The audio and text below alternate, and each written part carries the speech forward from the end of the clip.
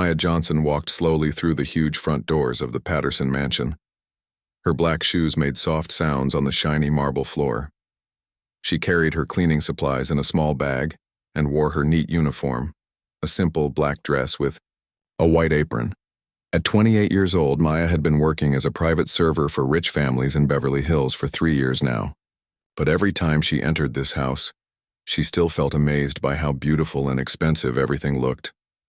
The Patterson house was like a palace from a fairy tale. Golden chandeliers hung from the ceiling like frozen fireworks. The walls were covered with paintings that probably cost more money than Maya would make in her whole life. Fresh flowers sat in crystal vases on every table. The furniture looked like it came from a museum. Maya sometimes wondered what it would feel like to live in such a place, but she quickly pushed those thoughts away. She had work to do. Richard Patterson was one of the richest men in California. He had made his money by creating computer programs that helped big companies work better. Now he was 62 years old and lived alone in this mansion that was bigger than most apartment buildings. Maya had heard the other workers talking about how Mr. Patterson had never married and had no children. They said he was a kind man, but very quiet and sad sometimes. Today was special because Mr. Patterson was having one of his fancy dinner parties. Important people would come: politicians, movie stars, and other rich business owners. Maya's job was to make sure everything looked perfect before the guests arrived. She had done this many times before, but she always felt nervous. These people lived in a different world than she did. Maya started her work in the main living room. This room was her favorite because it had tall windows that let in lots of sunlight. The room was decorated in cream and gold colors, and it always smelled like expensive perfume and fresh flowers. She began by dusting the tables and chairs, making sure every surface was clean and shiny. As she worked, Maya thought about her own life. She lived in a small apartment on the other side of the city. Every morning she took 2 buses to get to work. She had been doing this job for 3 years because it paid better than working in restaurants or stores, but sometimes she felt invisible. The rich people she served looked through her like she was not even there. They talked about their expensive vacations and business deals, while Maya quietly brought them food and drinks. Maya had grown up in foster care after her mother died when she was 7 years old. She never knew her father. Her foster mother had told her that he was a man who did not want a mixed-race daughter. This had hurt Maya deeply throughout her childhood. She had moved from one foster home to another, never staying anywhere long, enough to feel like she belonged. When she turned 18, she was on her own with no family and no money. But Maya was strong and determined. She worked hard at every job she had. She went to community college at night while working during the day. She dreamed of becoming a teacher someday, but right now she needed to focus on paying her bills and saving money.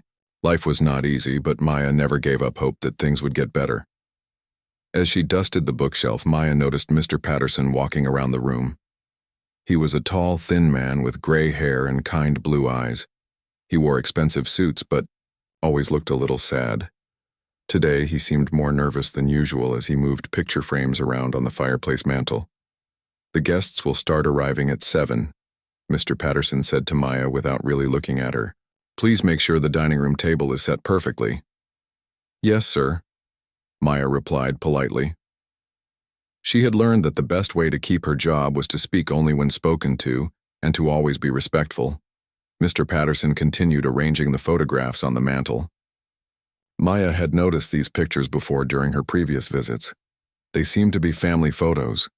Pictures of Mr. Patterson when he was younger, some older people who might be his parents, and several photos of a beautiful black woman with a bright smile. As Maya moved closer to dust the mantel area, she glanced at the photographs.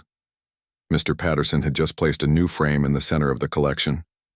Maya's cleaning cloth fell from her hand as she stared at the picture.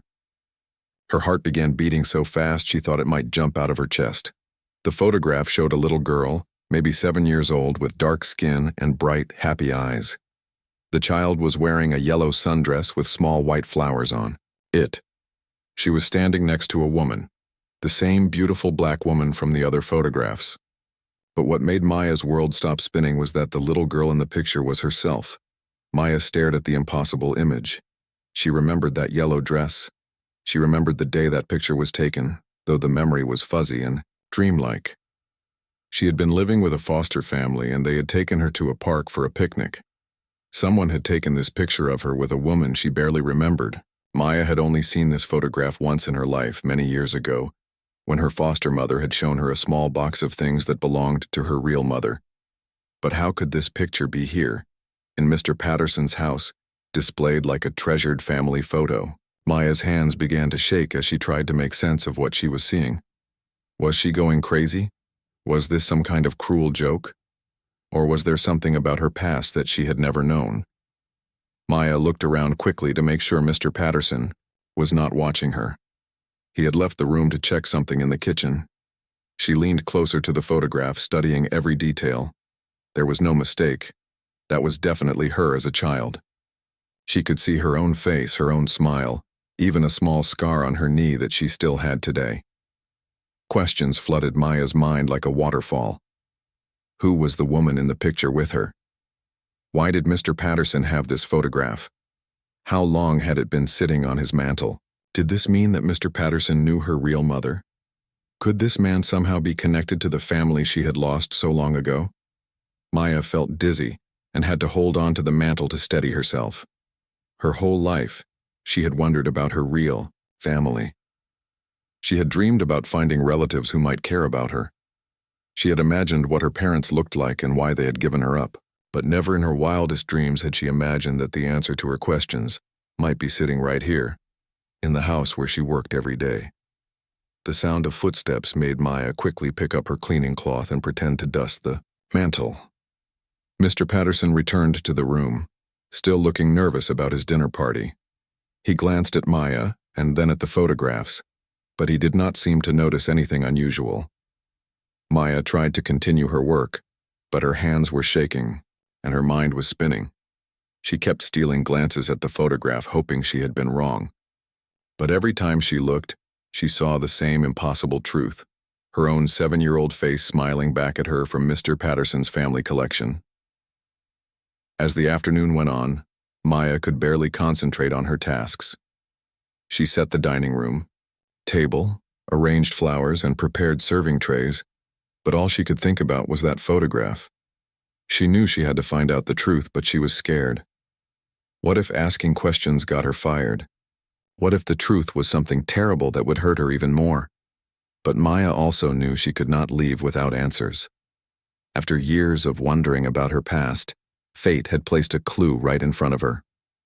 Tonight, after the dinner party was over, she would find the courage to ask Mr. Patterson about the little girl in the yellow dress.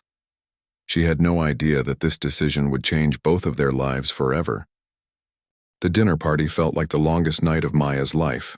She moved through the grand dining room like a robot, filling wine glasses and bringing plates of expensive food to the guests. But her mind was somewhere else completely. Every few minutes, she would glance toward the living room where that impossible photograph sat on the mantel, waiting for her like a puzzle piece that could change everything. The guests at Mr. Patterson's table were talking about business deals and stock markets. A famous actor was telling stories about his new movie. A politician's wife was showing off her diamond necklace that probably cost more than Maya's rent for 5 years. But Maya heard none of it. All she could think about was the little girl, in the yellow dress, herself at age 7, smiling next to a woman she could barely remember. Maya's hand shook as she poured water into crystal glasses. She almost dropped a plate of dessert when one guest asked for more coffee. Her heart was beating so fast that she worried people might hear it. She had never felt so nervous and confused in her entire life. Mr. Patterson sat at the head of his long table, talking politely with his guests. But Maya noticed something different about him tonight. Several times she caught him looking at her with a strange expression on his face. It was not the usual way rich people looked at their workers, like they were invisible. Instead, Mr. Patterson seemed to be studying her face, as if he was trying to remember something important. When Maya brought him his coffee, their eyes met for just a moment. Mr. Patterson's hand trembled slightly as he reached for his cup. Maya saw something in his blue eyes that she had never seen before, a deep sadness mixed with something that looked almost like recognition. But that was impossible, wasn't it? Maya had worked in this house for 3 years. If Mr. Patterson knew something about her past, why had he never said anything? The dinner party dragged on for what felt like forever. Maya served dessert, cleared plates, and refilled drinks while the guests laughed and talked about their privileged lives. She felt like she was watching everything through a thick glass wall. Nothing seemed real except for that photograph waiting in the next room. Finally, around 11 o'clock, the last guest left. Maya could hear Mr. Patterson saying goodbye at the front door, thanking people for coming and promising to call them soon. Maya quickly finished cleaning the dining room, washing dishes and putting everything back in its proper place. Her movements were automatic now. She had done this same routine hundreds of times. But tonight was different. Tonight, Maya was not going to quietly slip out the back door and catch her 2 buses home to her small apartment. Tonight, she was going to ask questions that might change her life forever. Maya waited in the kitchen, her cleaning supplies packed and ready to go. She listened to Mr. Patterson's footsteps as he walked through the house, turning off lights and locking doors. She knew his routine well. He would go to his study next to read some papers and check his emails before going to bed. This would be her only chance to talk to him alone. Maya's mouth felt dry as she walked toward the study. She had practiced what she wanted to say, but now all her planned words seemed to disappear from her mind. What if Mr. Patterson thought she was crazy? What if he got angry and fired her? What if the truth was something terrible that would hurt her even more than not knowing? But Maya knew she could not leave without answers. She had spent 21 years wondering about her real family. She had dreamed about her parents and imagined what they looked like. She had cried herself to sleep many nights, wondering why her father had abandoned her. Now maybe she could finally learn the truth. Maya knocked softly on the doorframe of the study. Mr. Patterson looked up from his desk, surprised to see her still there. He was wearing reading glasses and had some business papers spread out in front of him. The light from his desk lamp made his gray hair look silver. "Maya, is everything all right?" Mr. Patterson asked. His voice sounded different than usual, softer and more concerned. Maya took a deep breath and stepped into the room. Her legs felt weak, but she forced herself to speak. "Mr. Patterson, I need to ask you something. It might sound very strange, but I have to know." Mr. Patterson set down his papers and gave Maya his full attention. He could see that she was upset about something. In 3 years of working for him, Maya had never started a conversation or asked him any personal questions. "Of course," Mr. Patterson said gently. "What is it?" Maya pointed toward the living room. "The photograph on your mantel, the one with the little girl in the yellow dress. Could you please tell me who that child is?" The color drained from Mr. Patterson's face so quickly that Maya thought he might faint. He gripped the edge of his desk with both hands and stared at Maya as if he was seeing a ghost. For a long moment, neither of them spoke. The only sound in the room was the ticking of an old clock on the bookshelf. "Why do you ask?" Mr. Patterson whispered, his voice barely audible. Maya's heart was pounding so hard she could hear it in her ears. "Because I think that little girl is me. I know it sounds impossible, but I remember that yellow dress. I remember the day that picture was taken. I have never seen that photograph anywhere except in this house, but somehow I know it's me." Mr. Patterson stood up slowly from his chair. He walked around his desk and stopped in front of Maya, studying her face carefully. His blue eyes filled with tears as he looked at her dark eyes, her smile, the shape of her face. Maya could see, his hands shaking. "What is your full name?" Mr. Patterson asked quietly. "Maya Johnson," she replied. "But that's not my original name. Before I went into foster care, my name was Maya Williams." When Maya said the name Williams, Mr. Patterson made a sound like someone had punched him in the stomach. He reached out and grabbed the back of a chair to steady himself. Tears began rolling down his cheeks. "Oh my God," he whispered. "Maya Williams, my Maya." Maya felt the room spinning around her. "You're Maya? What do you mean?" Mr. Patterson walked to a large filing cabinet in the corner of his study. With shaking hands, he pulled out a thick folder marked Private Investigation, Maya Williams. Maya's eyes grew wide as she saw her name written on official-looking documents. "Maya," Mr. Patterson said, his voice breaking with emotion, "I have been looking for you for 21 years. That little girl in the photograph is my daughter. You are my daughter." The words hit Maya like lightning. She felt her knees give out and had to grab onto a chair to keep from falling. "That's impossible," she said, her voice barely a whisper. "You're white. I'm black. My foster mother told me my father was a black man who abandoned me when I was a baby." Mr. Patterson opened the folder and pulled out several photographs. He handed them to Maya with trembling hands. The pictures showed a beautiful black woman with kind eyes and a bright smile.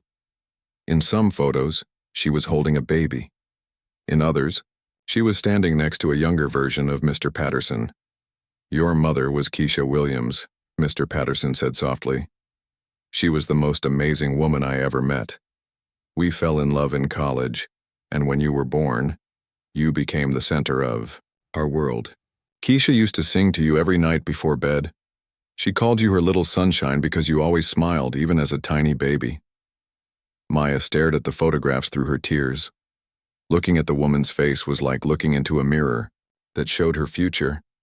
She could see her own features in her mother's face. The same eyes, the same smile, even the same dimple in her left cheek. "What happened to her?" Maya asked, though she was afraid to hear the answer. Mr. Patterson sat down heavily in his chair, suddenly looking much older than his 62 years. "Keisha got very sick when you were 6 years old. She had cancer, but she hid it from me because she didn't want me to worry. By the time I found out, it was too late to save her." Maya felt like her heart was breaking and healing at the same time. Finally, she was learning the truth about her past, but the truth was more painful and complicated than she had ever imagined. "Why didn't you keep me?" Maya asked, the question she had wondered about her entire life. Mr. Patterson looked at Maya with eyes full of love and regret. "I tried to keep you, Maya. I wanted nothing more than to raise you and take care of you. But Keisha's dying wish was that you go live with her sister in Atlanta. She thought you needed to be with family who could teach you about your black heritage, something she worried I couldn't do well enough as a white man." Maya listened in shock as Mr. Patterson continued his story. "But Keisha's sister had problems with drugs. Child Services took you away from her when you were 7. Somehow your records got lost in the system. Your name was changed, and I couldn't find you no matter how hard I tried." Mr. Patterson opened another part of the folder and showed Maya dozens of documents, reports from private investigators, letters to government agencies, newspaper advertisements searching for a lost child. Maya could see that this man had spent thousands of dollars and countless hours trying to find her. "I never stopped looking for you," Mr. Patterson said, tears streaming down his face. "I never stopped loving you. That photograph has been on my mantle for 21 years, and every single day I wondered where you were, if you were safe, if you were happy. I kept hoping that somehow, someday you would come home to me." Maya looked at her father, her real father who had never abandoned her, and felt 21 years. Maya sat in Mr. Patterson's study for hours that night, listening to stories about a life she never knew she had. Her father, she was still getting used to that word, pulled out box after box of memories he had saved for 21 years. Each photograph, each document, each small keepsake told the story of a family that had been torn apart by tragedy and bad luck. Mr. Patterson showed Maya pictures of her first birthday party. In the photos, baby Maya was sitting in a high chair, cake smeared all over her face, while her mother Keisha laughed and clapped her hands. There were photos of Maya's first steps, her first day at preschool, and countless pictures of ordinary family moments that Maya had never known existed. "Your mother took pictures of everything," Mr. Patterson said with a sad smile. "She said she wanted to capture every moment because time goes by so fast. She had no idea how right she was." Maya studied each photograph carefully, trying to remember the life she had lost. Some images brought back tiny memories: a red tricycle in the backyard, a stuffed elephant she used to sleep with, the sound of her mother singing in the kitchen. But most of her early childhood remained a blur of forgotten moments. "Tell me more about her," Maya said quietly. "Tell me about my mother." Mr. Patterson's eyes lit up as he began to share memories of Keisha Williams. "She was the smartest person I ever met.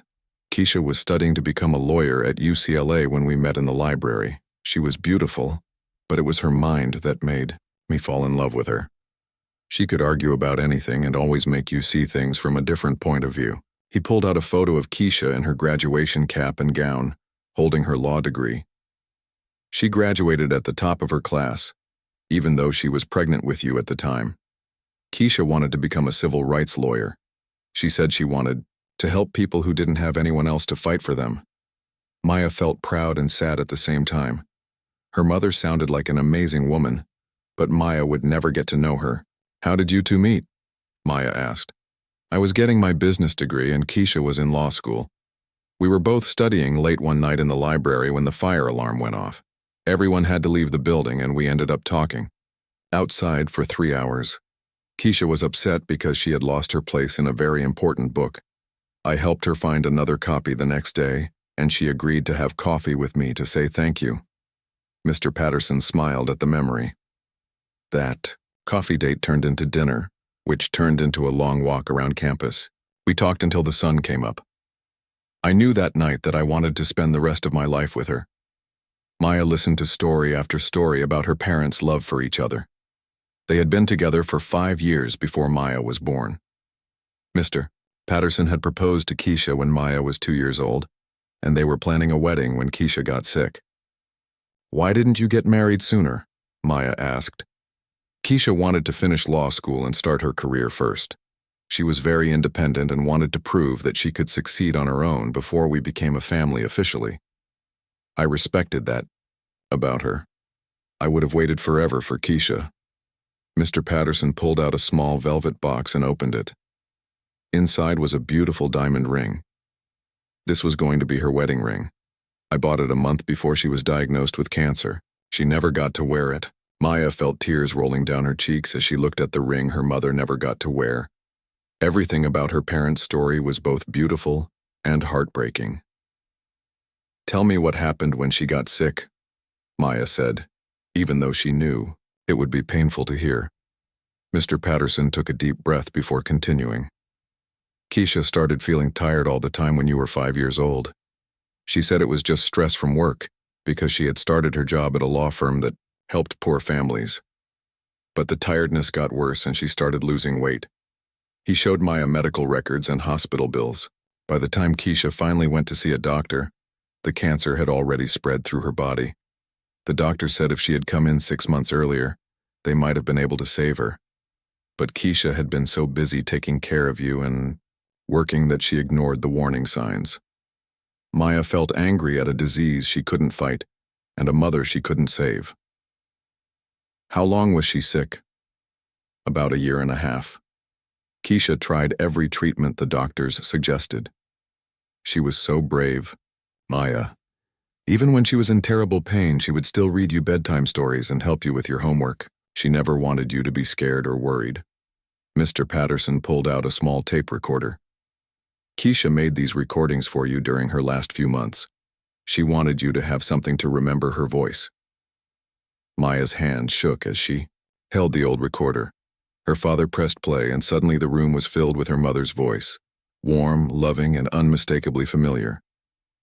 "Hello, my beautiful Maya," the voice said. "Mommy is making this recording because I want you to know how much I love you, even when I'm not here to tell you every day. You are the most wonderful thing that ever happened to me and Daddy." Maya sobbed as she listened to her mother's words. Even after 21 years, hearing Keisha's voice felt like coming home to a place she had forgotten existed. The recording continued. "I want you to know that Daddy loves you more than anything in the world. He is a good man, Maya, and he will take care of you. Be patient with him because he has never been alone with a little girl before, and you can be pretty stubborn sometimes." Maya laughed through her tears at her mother's gentle teasing. "I also want you to remember that you come from a family of strong women. Your grandmother on my side was a teacher who helped many children learn to read. Your great-grandmother was one of the first black nurses in her hospital. You have strength in your blood, baby girl. Never forget that." When the recording ended, Maya and her father sat in silence for several minutes. Maya felt like she had just met her mother for the first time, and the pain of losing her felt fresh and new. "Why didn't I stay with you after she died?" Maya asked. "Why did I have to go to foster care?" Mr. Patterson's face grew sad and guilty. "That's the part of the story that I regret most. Keisha made me promise that if anything happened to her, I would send you to live with her sister Angela in Atlanta. Keisha was worried that I couldn't raise a mixed-race daughter properly. She wanted you to learn about your black heritage and culture from someone who understood it better than I did." Maya felt confused and hurt. "So you did give me away. You chose to send me to someone else instead of keeping me." "No, Maya," Mr. Patterson said firmly. "I wanted to keep you more than anything. But your mother was dying, and her last wish was that you go to Angela. How could I say no to the woman I loved when she was asking me to do what she thought was best for you?" He pulled out legal documents showing the custody arrangement. "I legally gave Angela guardianship of you, but with the understanding that I would visit regularly and that you would come back to live with me when you were older." Angela agreed to this plan. Maya studied the papers, trying to understand the legal language. What went wrong? Angela had been hiding a drug problem from all of us. After Keisha died, Angela's addiction got much worse. She started using harder drugs and couldn't take care of you properly. A neighbor called Child Services when they found you alone in the apartment for 2 days while Angela was gone. Mr. Patterson showed Maya reports from social workers and police. By the time I found out what had happened, you had already been placed in emergency foster care. I flew to Atlanta immediately and tried to get you back, but the social workers said there were problems with the custody papers. They claimed I had given up all my rights to you. Maya felt sick as she read the official documents.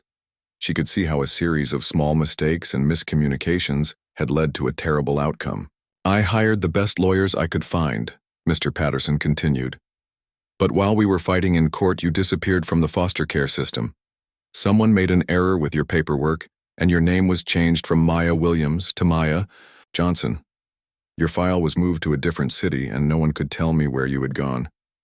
He opened another folder full of private investigator reports, newspaper advertisements, and missing person flyers. Maya could see that her father had spent hundreds of thousands of dollars searching for her. Every lead turned into a dead end. Every phone call brought disappointment. Some investigators thought you might have been adopted by a family in another state. Others thought your name might have been changed completely. I followed up on every possibility, but you had vanished. Maya looked at years of search records, detective reports, and letters to government agencies. She could see that her father had never stopped looking for her, never stopped hoping to find her. "The hardest part," Mr. Patterson said quietly, "was wondering if you were safe and happy. I used to lie awake at night imagining terrible things that might be happening to you. I worried that you thought I had abandoned you on purpose. I was afraid you might think I didn't love you." Maya felt 21 years of anger and abandonment issues beginning to melt away. Her father had not chosen to give her up. He had been trying to honor her mother's wishes while also protecting Maya's future. When everything went wrong, he had fought to get her back. "I'm sorry I thought you didn't want me," Maya said softly. The next few weeks felt like living in a dream that Maya was afraid she might wake up from. After that emotional night in Mr. Patterson's study, everything in Maya's life had changed completely. Her father, she was slowly getting comfortable, using that word, had insisted that she take time off from all her jobs while they figured out how to move forward together. "You don't need to work anymore, Maya," Richard had told her the morning after their reunion. "I have enough money to take care of both of us for several lifetimes. Let me help you while we get to know each other again." But accepting help was not easy for Maya. She had been taking care of herself since she was 18 years old. She had worked multiple jobs, paid her own bills, and never depended on anyone else for anything. The idea of suddenly having someone else pay for her life felt strange and uncomfortable. I don't know how to be someone's daughter, Maya had admitted to Richard during one of their early conversations. I've been on my own for so long that I don't know how to let someone take care of me. Richard understood Maya's feelings better than she expected. I don't know how to be someone's father either, he had replied with a sad smile. I missed all the years when I could have learned how to do this job. We'll have to figure it out together. They started slowly, meeting for coffee twice a week at a small cafe halfway between Maya's apartment and Richard's mansion. These meetings felt safer for Maya than spending time in the big house where she had worked as a servant for 3 years. She needed neutral ground where she could think of Richard as her father, instead of her former employer. During these coffee meetings, Richard shared more stories about Maya's early childhood. He told her about the time she had drawn pictures all over the walls of her bedroom with crayons when she was 3 years old. Instead of getting angry, Keisha had bought Maya a huge roll of paper and let her draw on it for hours every day. Your mother always said you were going to be an artist, Richard remembered. You used to make up stories about the people you drew. Keisha would write down your stories and read them back to you at bedtime. Maya felt sad that she couldn't remember these creative moments from her childhood. Foster care had not encouraged artistic expression. Most of her foster families had been more concerned with basic survival than with nurturing creativity. I stopped drawing when I went into foster care, Maya told Richard. My first foster mother said art supplies were too expensive and too messy. After that, I just forgot that I used to like drawing. Richard's eyes filled with tears when Maya told him about some of her experiences in foster care. She described sleeping in crowded rooms with other foster children, never having enough food, and moving from house to house every few months. She told him about foster parents who saw the children as monthly checks from the government rather than real people who needed love and attention. The worst part wasn't the poverty or the instability, Maya explained. The worst part was feeling like I didn't belong anywhere. Every family I lived with already had their own children or their own problems. I was always the outsider, the temporary kid who would be leaving soon anyway. Richard listened to these stories with a broken heart. While Maya had been struggling to survive in the foster care system, he had been living alone in his mansion, successful in business but empty inside. He had built a technology company that made millions of dollars, but none of his success had mattered without his daughter. I should have found you sooner, Richard said over and over again. I should have hired better investigators. I should have never stopped looking. You did everything you could, Maya replied, though part of her still felt angry about the lost years. The system failed both of us. As the weeks passed, Maya began to learn more about her father's life during the 21 years they had been apart. Richard had thrown himself into his work after losing Keisha and Maya. He had built his technology company from nothing into one of the most successful businesses in California. But despite his wealth and success, he had been deeply lonely. I tried to date other women, Richard admitted during one of their conversations. I even got engaged twice, but I could never fully commit to anyone because part of my heart was always searching for you. Every relationship ended because I couldn't let go of the past. Maya learned that Richard had spent every birthday and Christmas thinking about her. He had bought her gifts every year, even though he had no way to give them to her. In a closet. In his house, he had boxes full of toys, books, and clothes that he had chosen for Maya at different ages, hoping that someday he would find her. I bought you a car for your 16th birthday, Richard said with embarrassment. It's still in my garage. I also saved money for your college education, your wedding, and a house down payment.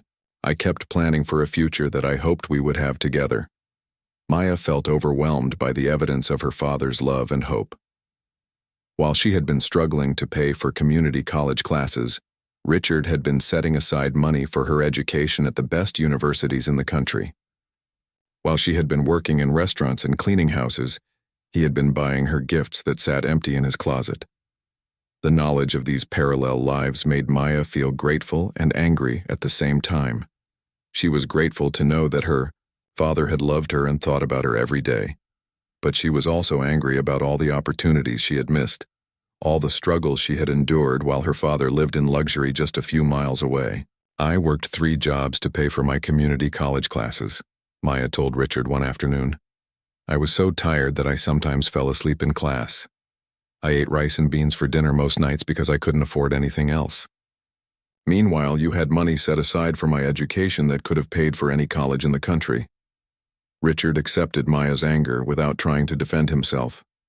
You have every right to be upset, he said. I know that my money can't give you back the hard years you lived through. But I hope it can make your future easier. Slowly, Maya began to see glimpses of the father she might have known if their family had not been torn apart.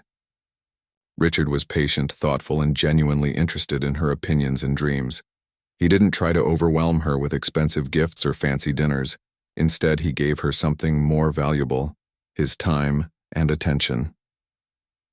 Richard helped Maya research her mother's family history, connecting her with cousins she had never known existed.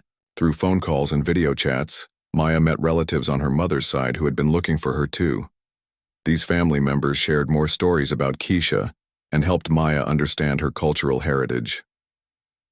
Your mother's family has been wondering about you for years, one of her cousins told Maya during a video call. We tried to find you after Angela lost custody, but we didn't have enough money to hire private investigators like your father did. Maya began to understand that she had two families who had been searching for her father's side and her mother's side. Both families had grieved her loss and hoped for her return. The most touching discovery came when Richard showed Maya a trust fund he had established in her name when she was born. The account had been growing for 28 years and now contained enough money to buy a house, pay for graduate school, and start a business. This money was always yours, Richard explained. I added to it every year on your birthday, hoping that someday I could give it to you. I wanted to make sure you would be financially secure when I found you. Maya stared at the bank statements showing hundreds of thousands of dollars in her name. She had never imagined having so much money. For her entire adult life, she had worried about paying rent and buying groceries. Now suddenly she had financial security that most people could only dream about. I don't know if I should accept this, Maya said honestly. I didn't earn this money. I've always worked for everything I have. You earned this by being my daughter, Richard replied gently. You earned this by surviving 21 years without a family. You earned this by staying strong and kind despite everything you went through. Maya realized that accepting her father's support didn't make her weak or dependent. It was part of being in a family, something she had never experienced. As an adult, families help each other. Parents support their children. These were normal relationships that Maya had never had the chance to learn about. As Maya began to trust Richard more, she started spending time at his house as a guest rather than as a worker. Walking through the rooms where she had once served, other people felt strange and emotional. Richard noticed her discomfort and offered to redecorate the entire house. This can be our home now, Richard said. Not my house where you work, but our family home where you belong. Maya wasn't ready to move in with Richard yet, but she appreciated his willingness to change everything to make her comfortable. They began planning modifications to the house that would reflect both of their personalities and their shared future. Richard also encouraged Maya to pursue her dreams of going back to school. When Maya mentioned that she had always wanted to become a teacher, Richard immediately offered to pay for her education at any university she chose. Your mother would be so proud to see you become an educator, Richard said. Keisha always believed that education was the key to changing the world. 1 year after Maya discovered her childhood photograph on Richard's mantelpiece, she stood in the same mansion where her life had changed forever. But everything was different now. The house no longer felt like a cold museum where rich people displayed their wealth. Instead, it felt warm and welcoming, like a real home where a family lived and loved each other. Richard had kept his promise to redecorate the mansion so it would feel like their family home instead of his bachelor house. The formal dining room, where Maya had once served fancy dinner parties, was now a cozy breakfast nook where father and daughter shared coffee and conversation every morning. The living room where that life-changing photograph sat had been transformed into a comfortable space with soft couches, family pictures, and Maya's artwork hanging on the walls. Maya had moved into the mansion 6 months earlier, after she and Richard had spent many long conversations building trust and understanding. Living together had not always been easy. They were both adults with different habits and preferences who were learning to share space and make decisions together. But they had worked through every challenge with patience and love. The most significant change in Maya's life was her education. Richard had kept his promise to support her dreams of becoming a teacher.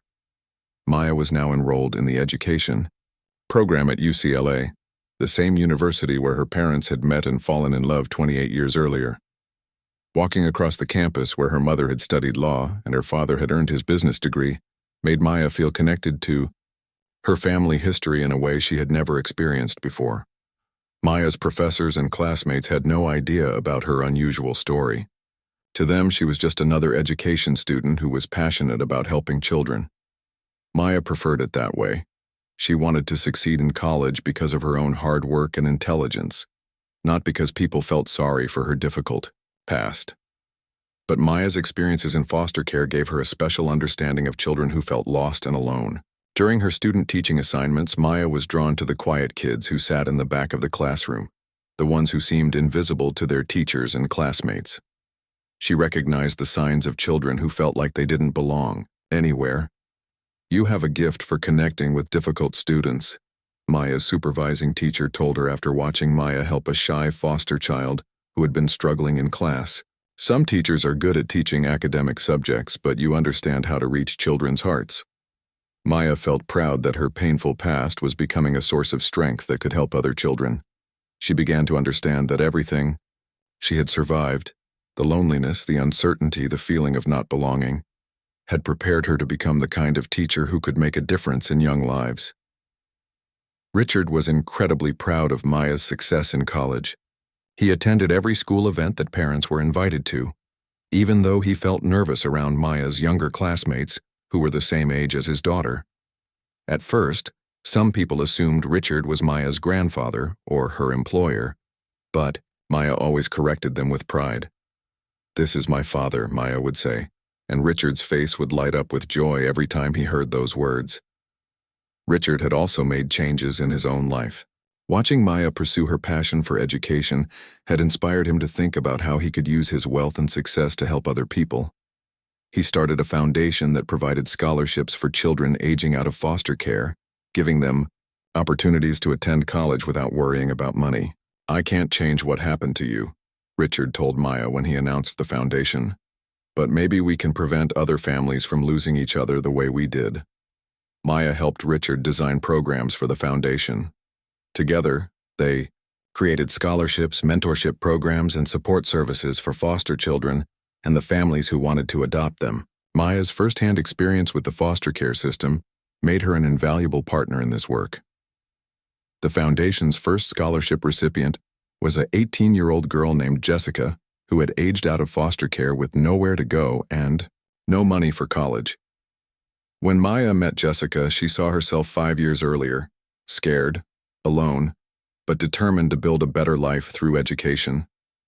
"I know exactly how you feel," Maya told Jessica during their first meeting. "I was in your situation not very long ago, but I want you to know that your past doesn't have to determine your future. You can create the life you want, and you don't have to do it alone." Maya became a mentor and older sister figure to Jessica and several other scholarship recipients. She helped them navigate college applications, choose classes, and deal with the emotional challenges of being first-generation college students. Richard watched Maya's natural leadership abilities with amazement and pride.